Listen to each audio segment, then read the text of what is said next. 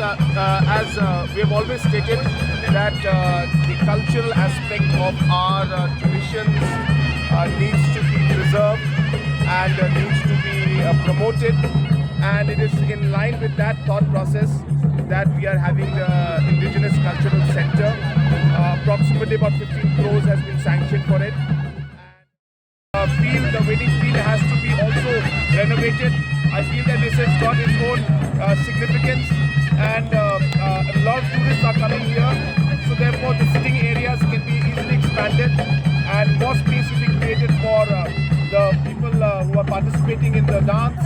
And so this is again something that I'm very keen to work on, and I will be speaking to the members of the organizing committee to help us and work together so that we can improve the overall infrastructure here in this wedding field also.